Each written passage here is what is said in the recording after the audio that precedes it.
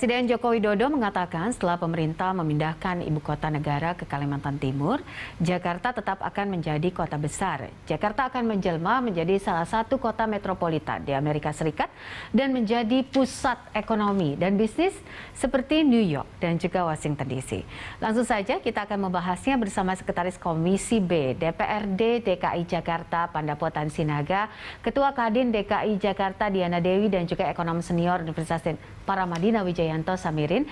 Saya sapa dulu Pak Sinaga, Ibu Diana dan juga Pak Wija. Selamat malam. Apa kabar Bapak Ibu? Selamat malam Mbak Pupi. Alhamdulillah. Alhamdulillah sehat-sehat selalu ya. Ini sebenarnya nafas optimisme kalau kita bicara soal bagaimana kehebohan untuk memindahkan ibu kota ke IKN, ibu kota negara kita yang baru. Nah, di Kalimantan Timur. Nah, kalau kita bicara soal ini, ada beberapa yang berpendapat soal bagaimana akhirnya nanti Jakarta akan seperti New York. Saya ke Pak Sinaga dulu ya. Beberapa kalangan ini melihat Jakarta akan menjadi New York alias misalnya bisa jadi pusat bisnis. Tanggapan Anda, Pak? Benar, Bu. Karena kita kan ketahui Jakarta sebagai ibu kota metropolitan, sebagai kota metropolitan yang menjadi nanti pusat perekonomian kita. Saya pikir bisa seperti New York di Amerika Serikat. Karena di Jakarta ini kan sudah tersedia semuanya. Tersedia pelabuhannya, tersedia bandaranya, tersedia mungkin fasilitas-fasilitas pendukung perekonomian. Jadi pusat bisnis, karena nanti kita harapkan mungkin kita minta mungkin sebagai pusat bisnis Bank Indonesia mungkin tetap berkantor pusat di Jakarta, karena bagaimanapun sentralis untuk keuangan negara kan ada di Jakarta, bisa mendukung salah satu bagaimana Jakarta menjadi benar pusat kalau istilah bagi saya pusat segala-galanya Mbak, jadi pusat bisnis yang mendorong perekonomian kita ke depan itu Mbak. Oke, kalau dari kalangan pengusaha sendiri melihatnya seperti apa ini Bu Dewi? Ketika semuanya udah pindah, artinya pusat bisnis kan tetap masih berlangsung di Jakarta, walaupun bebannya sudah berkurang. Nah, apakah kalangan pengusaha ini khawatir begitu dengan kondisi bisnisnya jika ibu kota negara baru pindah? Ya Mbak, memang dunia usaha masih meyakini pasca perpindahan ibu kota negara bahwa perekonomian Indonesia masih akan bertumpu pada Jakarta dan Greater Jakarta yang berkontribusi saat ini 28% hingga 34% terhadap PDB nasional sebagai pusat segalanya. Dan Jakarta tetap akan memegang peran penting dalam perekonomian nasional. Walaupun kami tidak memungkiri bahwa dampak yang terjadi pasti akan dirasakan terlebih dengan menurunnya konsumsi rumah tangga dan belanja pemerintah, di mana hal ini juga akan memberikan kontribusi yang besar bagi perekonomian daerah. Itu yang kita perlu cermati Mbak, karena pasti pada jangka pendeknya pasti konsumsi rumah tangga yang pasti akan kena dampak. Sehingga kita juga harus mengidentifikasi terhadap sektor-sektor yang terkena dampak paling utama pada saat ibu kota berpindah, gitu Mbak. Oke. Nah, kalau bicara soal dampak apa saja nih yang terdampak Ibu? Kalau coba disisir oleh Kadin sendiri. Ya, kita ketahui yang paling sangat kelihatannya akan berdampak itu kita pada saat tahun 2020 kemarin kita melihat berdasarkan data dari Kementerian Investasi, ada 377.540 permohonan NIB, di mana sebanyak 93,6% adalah pengajuan dari usaha mikro. Di lain sisi, ini sangatlah menggembirakan tentunya dengan semakin banyak masyarakat yang berniat melakukan wirausaha. Tetapi perlu diingat dari tadi yang saya sebutkan 93,6% sebagian usaha mikro. Nah, sebagian besar menopang perekonomian keluarga. Jadi di sini kita pada saat ibu kota pindah perlu dilakukan perencanaan yang sangat baik dan keberpihakan pada UMKM, Mbak. Karena yang tadi saya sebutkan 93,6% itu adalah UMKM. Dan ini sangat berpengaruh pada saat ibu kota nanti akan pindah. Itu Mbak. Oke, baik. Saya ke Pak Wija, Undang-Undang IKN ini kan sudah disahkan begitu ya Pak Wija. Kemudian ibu kota akan pindah ke Kalimantan Timur. Nah ini bagaimana menurut Anda nasib Jakarta? Benarkah memang nanti Jakarta akan seperti New York? Saya rasa potensi itu sangat besar ya Mbak Poppy. Apalagi kalau kita lihat sekarang Jakarta itu makin vibrant, kemudian kota-kota satelit di sekelilingnya juga makin vibrant begitu ya. Jadi kalau kita lihat Jakarta Plus, ini sebenarnya menjanjikan potensi yang luar biasa. Bahkan kalau kita lihat data statistik, Jabodetabek, tahun proporsi terhadap ekonomi nasional itu terus meningkat. Jadi kawasan ini merupakan kawasan yang sangat dinamis. Hanya saja memang salah satu syarat supaya ini bisa terwujud, Jakarta menjadi seperti New York dan sebagainya.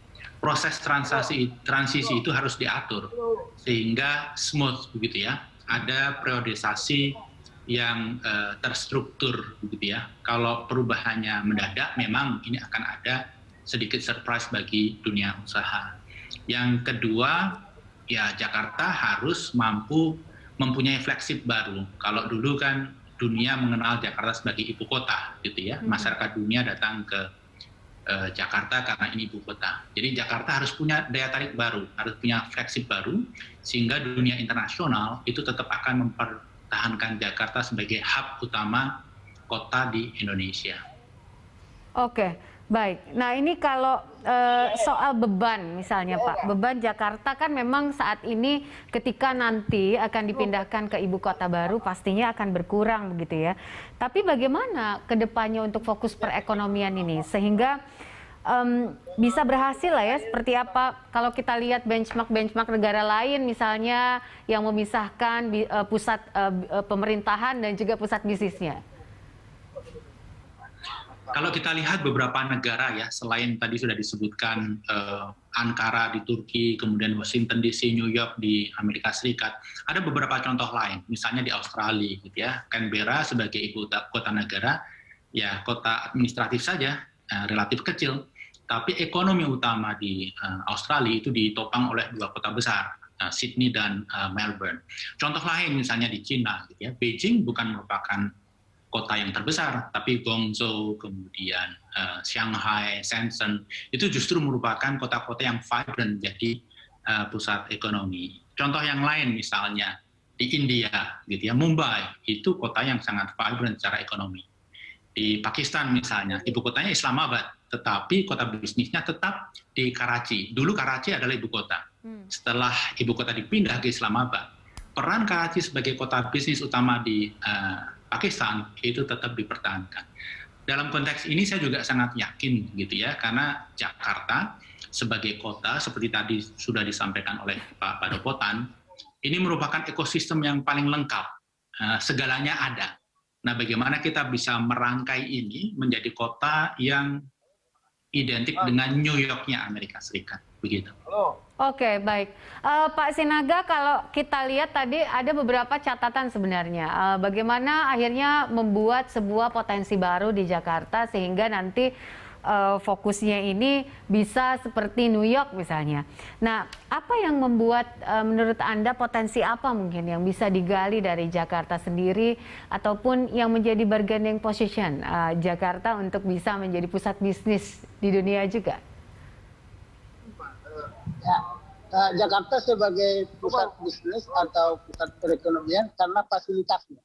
Saya pikir fasilitas di Jakarta itu sudah mumpuni untuk menata dia menjadi kota bisnis yang sudah tinggal bagaimana kita menata kembali yang tadinya mungkin kesibukan waktu dalam berbisnisnya memakan waktu dalam kondisi sekarang karena kondisi macetnya ini mungkin akan memperpanjang range waktu untuk bagaimana pertemuan bisnisnya. Karena mungkin dengan pindahnya ibu kota akan memindahkan begitu besar nanti kesibukan di lingkungan kota Jakartanya.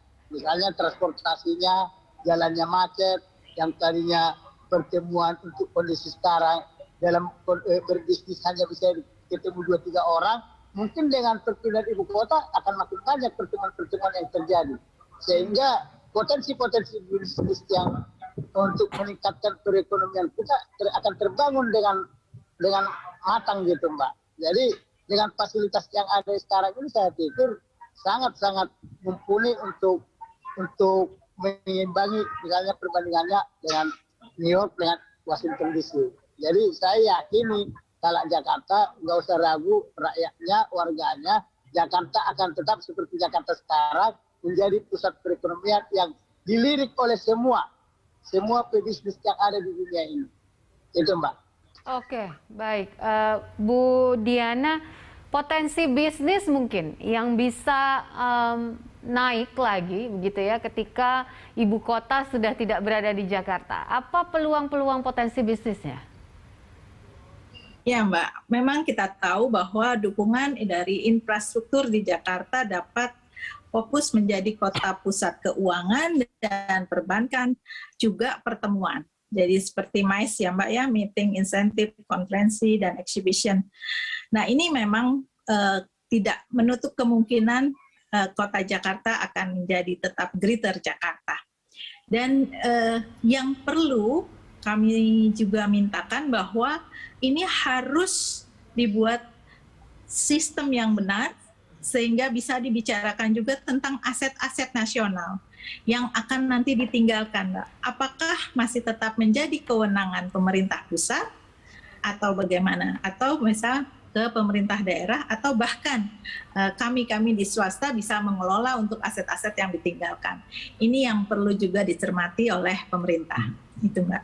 Baik, Pak Wija, kalau kita lihat dari pemindahan ibu kota baru ini terkait dengan potensi bisnis juga, apa input yang bisa diberikan Pak Wija? Saya rasa semua aspek di Jakarta itu harus disisir satu persatu untuk di-upgrade gitu ya. Karena ke depan kita membandingkan Jakarta itu dengan kota lain di dunia. Kalau dulu Jakarta itu Indonesia gitu ya, karena ibu kota, dan kita membandingkan antar negara.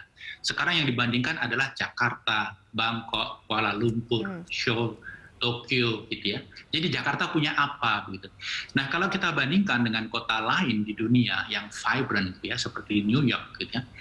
Mereka itu mempunyai beragam aktivitas gitu ya. Jadi kita tahu dalam setahun itu kalau ke New York bulan ini, ke New York bulan itu dan seterusnya, itu kita bisa ngapain aja. Selain datang untuk berbisnis, oh di sana ada konser, oh di sana ada performance apa, ada balapan mobil, ada dan lain sebagainya, ada event olahraga dan lain sebagainya. Nah ini area yang menurut saya harus menjadi fokus. Jadi apa yang ditawarkan oleh Jakarta dan kota-kota satelit sekelilingnya gitu kepada dunia. Kalau saya ke Jakarta itu selain bisnis, saya bisa ngapain sih? Makan di mana, nonton apa, performance di mana dan lain sebagainya. Nah, disinilah pentingnya Mbak Poppy. Ke depan kita harus melihat Jabodetabek sebagai lebih satu kesatuan, harus lebih berkolaborasi untuk bersaing dengan kota-kota lain di dunia. Kalau Jakarta sendiri saja mungkin akan sulit. Tetapi kalau Jakarta digabung dengan Bogor, Tangerang, Bekasi, itu potensinya luar biasa. Dan tentunya dalam konteks ini ya, selain aspek kebijakan, aspek infrastruktur, public transport yang menyatu, itu menjadi kunci. Oke, ya menarik juga ini kalau kita bicara soal infrastruktur begitu ya. Dan ekosistem ya, transformasi digital juga ini mungkin harus menjadi catatan karena ketika sudah jadi pusat bisnis seharusnya Jakarta bisa lebih high-tech lagi, bisa lebih keren lagi, bisa dari sisi teknologi juga mumpuni sehingga bisa bersaing dengan negara lain yang ada di dunia. Sesaat lagi kami akan... Pemirsa, Anda kembali bersama kami dalam Hot Ekonomi. Sebelum melanjutkan diskusi, rekan Andra Lesmana akan terlebih dahulu menyampaikan sejumlah data. Andra, silakan. Ya baik, terima kasih Popi dan pemirsa. Sejumlah negara sebelumnya juga telah berhasil memisahkan pusat pemerintahan dengan pusat bisnis. Beberapa di antaranya seperti Amerika Serikat dan Turki. Kita coba lihat datanya. Untuk menjadikan Jakarta New York-nya Indonesia, ini kita lihat pertumbuhan ekonomi di DKI Jakarta dari kuartal 4 2019 di angka 5,9% year on year, kemudian turun di tahun 2020 karena memang ada pandemi COVID ya, dari kuartal pertama 5,04%, kemudian drastis minus 8,33% di kuartal kedua, namun beranjak membaik di kuartal 3 dan kuartal 4 menjadi minus 2,14, lalu di kuartal pertama tahun 2021 membaik lagi meski masih minus di 1,91, dan untuk kuartal kedua di tahun 2021 ekonomi kita khususnya DKI Jakarta mulai membaik, tumbuh ke angka 10,94%, namun di kuartal ketiga kembali turun menjadi 2,43% secara year on year. Oke, selanjutnya kita akan lihat ini pertumbuhan ekonomi dari atau sumber dari pertumbuhan ekonomi di DKI Jakarta. Menurut lapangan usaha di kuartal 3 2021 secara year on year, yang pertama di industri pengolahan sebesar 1,29%, kemudian jasa keuangan 0,53%, perdagangan besar atau juga eceran 0,53%, lalu informasi dan komunikasi 0,37%, sementara itu lainnya itu minus 0,28%. Berikutnya ini masih tentang sumber pertumbuhan ekonomi DKI Jakarta. Pertumbuhan atau pembentukan modal tetap bruto 0,5%, pengeluaran konsumsi pemerintah 0,95%, lalu pengeluaran konsumsi rumah tangga 2,59%, dan lain-lainnya minus 1,70%. Berikutnya ini kita lihat investasi di DKI Jakarta. Realisasinya dari tahun 2018 sebesar 114,2 triliun rupiah, tumbuh di 2019 sebesar 123,9 triliun rupiah. Namun di tahun 2020 turun realisasinya di angka 95 triliun, dan 2021 membaik menjadi 98,6 triliun, lalu di tahun 2022 ini targetnya mencapai 124,5 triliun rupiah atau lebih besar dari tahun 2019. Dan terakhir kita akan lihat negara yang pernah memisahkan ibu kotanya dengan pusat bisnis. Yang pertama ada Amerika Serikat dengan Washington DC sebagai ibu kota dan pusat pemerintahan. New York jadi pusat ekonomi dan bisnis. Kemudian Australia, Canberra sebagai ibu kota negara, dan sementara itu Melbourne menjadi pusat bisnis dan perekonomian. Lalu ada Malaysia di mana Putrajaya sebagai pusat pemerintahan, sementara itu Kuala Lumpur menjadi pusat perekonomian dan bisnis, dan Turki di mana Ankara sebagai ibu kota negara, sementara itu Istanbul menjadi pusat perekonomian, budaya dan sejarah. Oke, demikian informasi yang bisa saya sampaikan. Kembali ke Anda, Popi Zedra.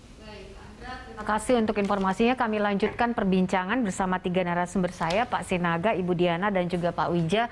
Bu Diana, tadi kan sempat yang saya bold dari pernyataan Pak Wija adalah soal untuk melihat potensi-potensi. Yang pertama yang harus disisir adalah aset. Kemudian juga harus ada activity yang akhirnya membuat orang-orang ingin datang dan berinvestasi di Jakarta.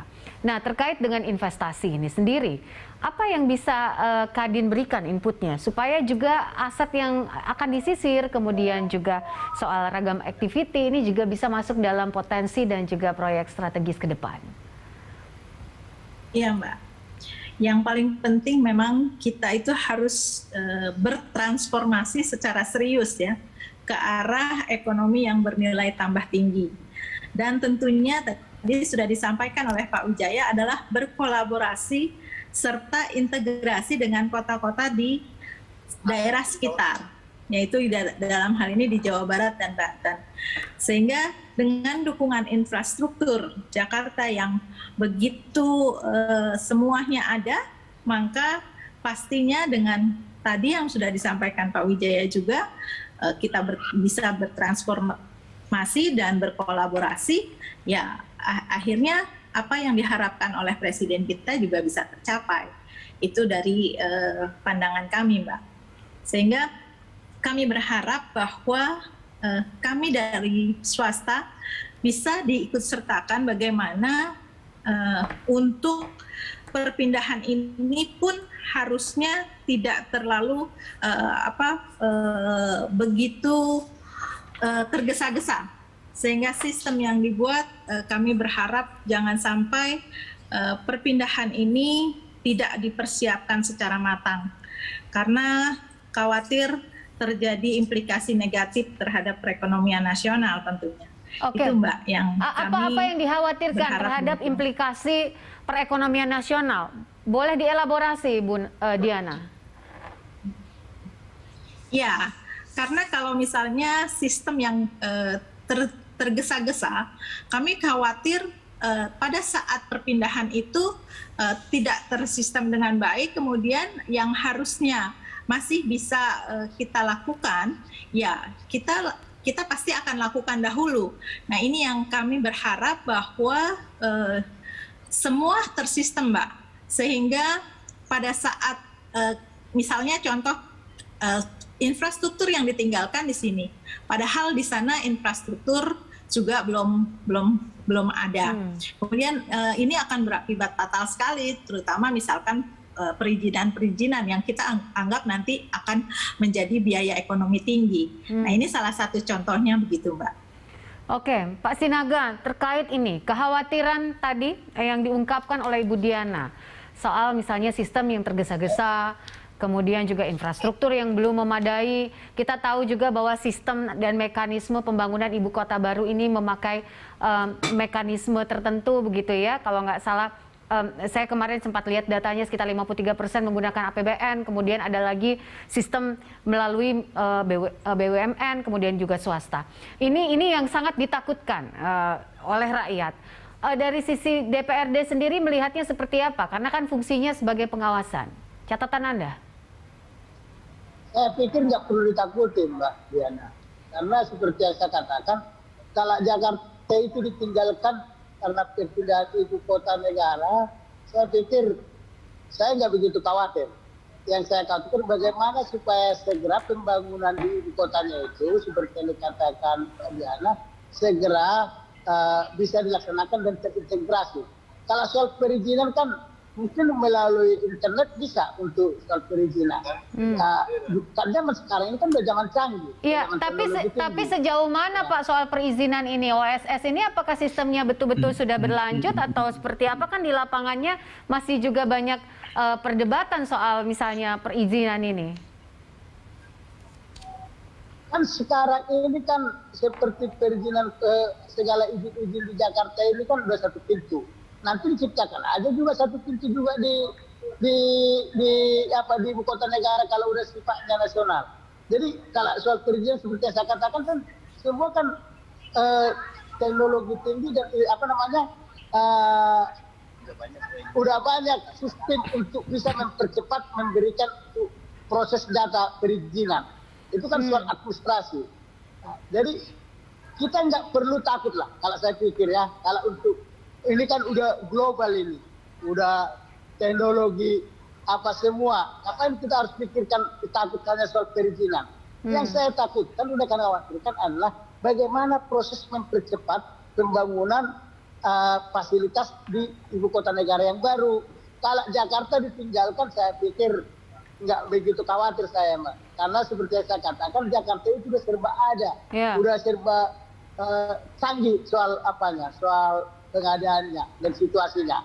Jadi Mbak Diana, nggak usah ragu, kami juga akan ikut mengawasi bahwa perpindahan ibu kota tidak akan mengurangi semangat dan kewibawaan atau keberadaan ibu kota kita, ibu kota Jakarta sekarang ini menjadi kota perekonomian, pusat bisnis dan pusat keuangan. Itu Mbak. Itu harapannya gitu ya, bahwa kita bisa menjadi pusat bisnis yang juga bisa berdaya saing di global. Pak Wija, catatan Anda soal apa yang dikhawatirkan oleh pelaku usaha saat ini?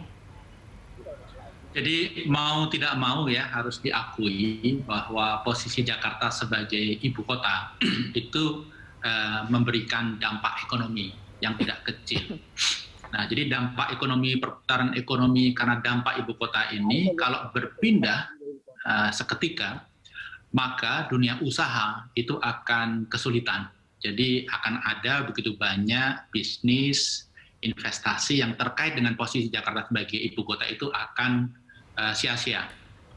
Nah, yang diperlukan di sini adalah kepastian kepada dunia usaha tentang schedule kepindahan itu, sehingga mereka bisa mempersiapkan respon yang lebih proper, lebih tepat, begitu ya, sehingga tidak ada gap yang muncul secara seketika. Itu satu aspek. Aspek yang lain misalnya perlu kejelasan apakah kantor pusat BUMN juga pindah, apakah kedutaan besar juga pindah, begitu. Nah, ini juga akan ada kaitannya dengan dunia usaha karena ada begitu banyak bisnis yang terkait dengan itu semua. Yang tidak kalah penting sebenarnya menurut saya adalah kesiapan dan proses gradual terkait dengan regulasi misalnya.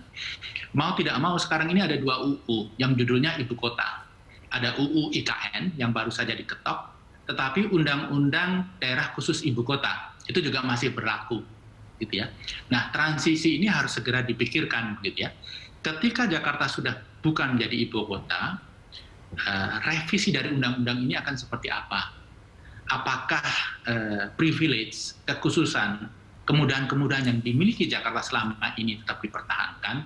Nah, kepastian seperti ini menurut saya perlu segera diungkapkan sehingga dunia bisnis, berbagai kalangan, investor itu lebih jelas. Satu area yang paling penting menurut saya adalah secara administrasi Jakarta ini kan mempunyai kekhasan karena pilkada hanya gubernur, kemudian wali kota itu dipilih oleh gubernur dengan konsultasi dengan DPRD, begitu ya. Nah, kalau kita ingin menjadikan Jakarta sebagai kota yang tetap kompetitif dan efisien, platform ini harus dipertahankan. Nah, dunia usaha itu menunggu kepastian tentang ini. Jangan-jangan nanti Jakarta seperti provinsi lain, gitu ya. Wali kotanya dipilih oleh rakyat, sehingga koordinasi menjadi relatif menantang. Nah, hal-hal seperti ini rasanya menjadi tugas Pak Pandapotan ini, Pak, untuk segera memberikan kejelasan kepada dunia usaha dan masyarakat luas. Saya rasa kalau ide-ide itu sudah mulai dikomunikasikan, Pak, maka dunia usaha tidak akan melihat ini sebagai sesuatu yang menakutkan, tapi justru melihat ini sebagai satu kesempatan baru. Bayangkan saja, ada begitu banyak kantor di gedung di Jakarta yang sekarang ini dimanfaatkan terkait dengan peran sebagai ibu kota. Ketika peran itu hilang, ini akan bisa dimanfaatkan untuk hal-hal yang secara komersial itu menghasilkan return dan peningkatan kesejahteraan yang lebih tinggi pada masyarakat sekitarnya. Jadi ketika itu semua sudah bisa dijelaskan secara terstruktur, gitu ya, maka kepindahan ibu kota ini bukan satu yang menakutkan. Oke, baik. Pak Sinaga, tadi ada catatan khusus ini penting sekali untuk difikirkan, apalagi kalau dari kacamata Dewan gitu ya, soal adanya 2 regulasi, Undang-Undang IKN, kemudian ada Undang-Undang DK Ibu Kota gitu ya, Undang-Undang Ibu Kota khusus. Nah, ini gimana nih Pak, sampai sejauh mana Anda mengetahui soal perkembangannya? Kita kan belum tahu pasti ya, tapi kalau saya, pemikiran saya sepakat. Kalau saya tetap soal kepemimpinan di tingkat 2 itu tetap berlaku undang-undang yang sekarang aja dipertahankan untuk mengelola kotanya, karena dia kan menjadi tidak ibu kota provinsi, tapi menjadi menjadi kota metropolitan, pusat bisnis, pusat perekonomian, yang artinya dalam hal mekanisme administrasinya harus satu arah. Jangan nanti ya seperti daerah-daerah lain nanti kebijakan tingkat 1 dengan kebijakan tingkat 2, apalagi dengan batas yang sangat sempit ya. Jadi kalau saya sepakat dengan yang dikatakan si Pak tadi, biarlah tetap dalam penentuan kepala daerahnya juga seperti sekarang ini, supaya jangan kita sibukkan nanti kegiatan untuk menjadi kota bisnis atau kota ekonomi menjadi sibuk dengan kegiatan-kegiatan pilkada. Jadi saya sangat sepakat banget dengan seperti kondisi sekarang dalam penentuan kepala daerahnya. Jadi supaya ada kepastian dunia usaha juga. Nah, jadi garis kebijakannya satu arah, kira-kira gitu, Mbak. Oke, Bu Diana, tanggapan Anda? Ya, Mbak. Kalau kita sebagai pengusaha tentunya ya kepastian hukum. Kemudian ya kita berharap bahwa nanti ibu kota negara yang sekarang sudah kita nikmati, tentunya kita tidak pungkiri lah bahwa kita masih banyak fasilitas-fasilitas sebagai ibu kota negara, apalagi kita pengusaha. Nah, ini jangan sampai membuat kami pengusaha-pengusaha yang sudah survive kemudian merasa bahwa ada yang kurang. Tentunya ditambah bahwa UMKM baru akan mereka yang mikro ya Mbak, baru akan berusaha untuk survive. Ternyata juga dengan adanya perpindahan ibu kota membuat mereka tidak bisa untuk survive atau apalagi untuk selalu berkembang. Nah, ini yang kita harapkan bahwa ke depan walaupun ibu kota sudah tidak ada di Jakarta, tetap Jakarta bisa menjadi Greater Jakarta. Oke, baik. Nanti kita akan lanjutkan lagi diskusi kita di segmen selanjutnya bersama 3 narasumber saya. Pemirsa, tetaplah bersama kami.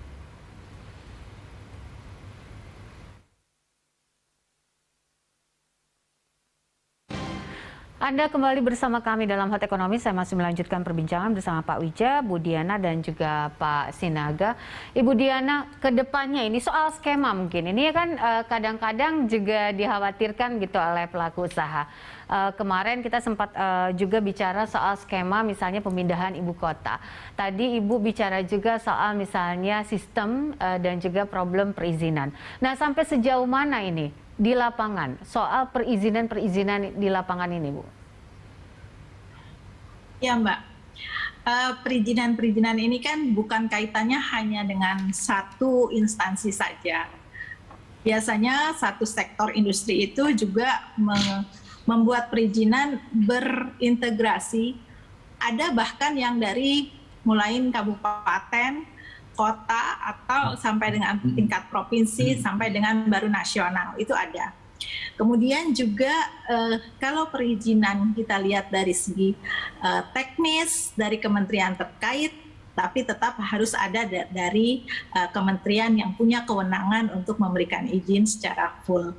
Nah, ini kadang pada saat kita membuat perizinan, ada hal-hal teknis yang di luar kemampuan kita juga. Sehingga ada kesalahan-kesalahan yang harus perlu direvisi. Nah, pada saat melakukan revisi ini, itu pun butuh waktu. Jadi memang kita tidak pungkiri, sekarang sudah sistemnya sudah canggih, semuanya sudah digitalisasi, tetapi tetap ada hal-hal teknis yang memang kalau terjadi something, itu pasti ada. Nah, ini yang mungkin kami dari pengusaha mengharapkan bahwa infrastruktur yang akan kita terima di IKN itu tentunya tidak membuat gap yang membuat kami itu merasa bahwa tadi saya sampaikan harus tersistem, kemudian harus secara sistematis, sehingga pada saat tadi Pak Sinaga sampaikan bahwa sudah tidak perlu mengkhawatirkan mengenai izin. Tapi kenyataannya di lapangan dari teman-teman itu melakukan sesuatu pekerjaan itu tidak semudah apa yang memang bisa disampaikan oleh instansi terkait. Itu, Mbak. Oke. Masalahnya di mana, Bu? Kesusahannya di mana? Di pusatkah, di daerahkah, atau seperti apa? Biar lebih kompleks kita membahasnya. Dari semua, Mbak.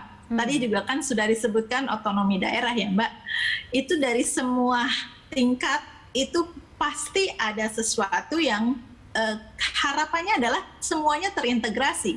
Tetapi tidak semudah itu, dan baik itu di daerah maupun di pusat, sama-sama kami kadang merasakan hal yang harusnya diperhitungkan jumlah waktu sekian hari dan sebagainya. Ini lebih banyak teman-teman yang tidak melakukan jalan tol, tetapi ini yang membuat teman-teman merasa khawatir apabila nanti dipindahkan akan membuat tadi yang saya sampaikan biaya ekonomi tinggi.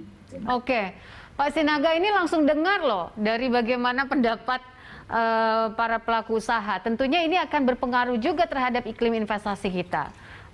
Apa yang bisa Anda sampaikan terkait hal ini? Saya pikir ya, kalau di Jakarta ini kan semua perizinan juga satu pintu.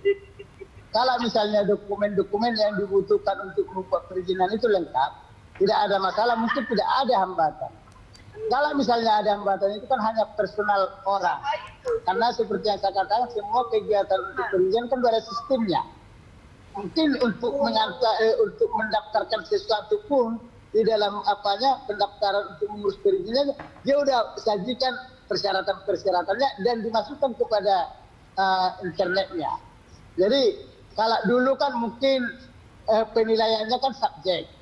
Kalau sekarang kan udah ada seperti yang saya katakan dengan pelayanan satu pintu dengan sistem yang udah dibuat, udah mungkin kekurangan untuk bocoran-bocoran untuk hal tidak menyusahkan keluarga itu tidak ada, kecuali kalau mungkin dokumen yang diminta tidak lengkap.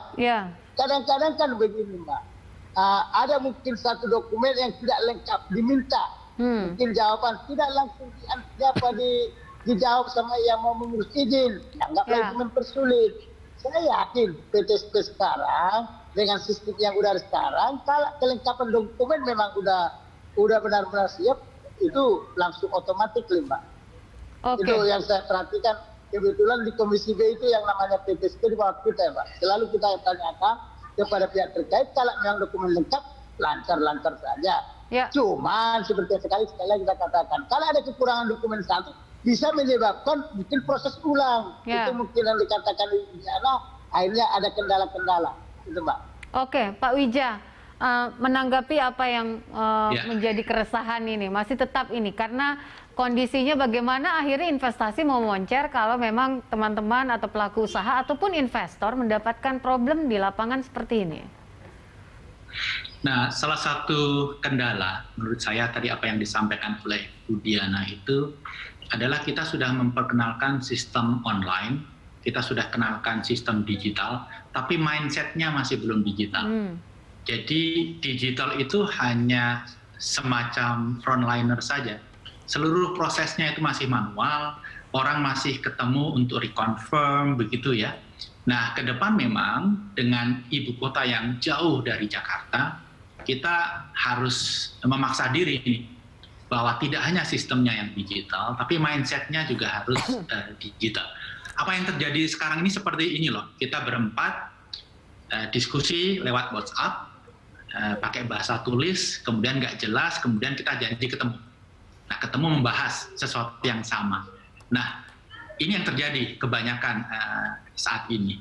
Jadi harus dituntaskan, sistemnya digital, mindset-nya juga harus digital. Sebijak mungkin ketika kita berbicara mindset dan sistem yang digital itu, pertemuan antar orang itu menjadi sangat minimal dan syukur-syukur tidak ada sama sekali. Dengan ibu kota yang jauh, kita terpaksa untuk melakukan itu. Karena kalau tidak, maka kita harus menanggung biaya yang sangat mahal. Oke, baik. Saya ingin closing statement dari Bu Diana. Apa yang Anda harapkan untuk menjadikan Jakarta ini New York-nya Indonesia? Ya, kami berharap bahwa akan tetap mengawal rencana pembangunan IKN agar tidak merugikan masyarakat umum maupun kami selaku pengusaha. Itu Mbak. Ya, baik. Terakhir, Pak Sinaga, apa yang bisa Anda sampaikan closing statement sehingga Jakarta ini menjadi New York-nya Indonesia dan potensi serta iklim investasi tetap moncer dan masuk di Jakarta? Ya Mbak, kami mendukung IKN segera dan kami akan menjaga dan mengawasi supaya tetap Jakarta menjadi pusat bisnis dan pusat perekonomian dengan fasilitas yang kita miliki sekarang. Dan akan kami awasi bagaimana proses-proses persoalan yang terjadi sekarang karena kesibukan dan kemacetan yang akan kami urai dan akan kami percepat uraian tersebut supaya Jakarta diminati dan dikunjungi oleh semua pihak, semua lapisan. Bisa menjadi pusat bisnis, bisa menjadi pusat pariwisata, bisa menjadi pusat segala-galanya yang bisa kita nikmati seperti yang sekarang juga, Mbak. Baik. Terima kasih Pak Sinaga, Pak Wija, dan juga Ibu Diana untuk diskusi pada malam hari ini. Semoga apa yang kita diskusikan ini bisa membawa insight ya untuk seluruh pihak, bisa menjadi catatan untuk pemerintah dan juga seluruh sektor terkait untuk menjadikan Jakarta, New York ya Indonesia, dan juga pusat bisnis yang bisa bersaing di dunia. Terima kasih Bapak Ibu, salam sehat selalu. Sampai jumpa kembali dalam diskusi Hot Ekonomi dalam topik-topik menarik lainnya. Selamat malam. Terima kasih.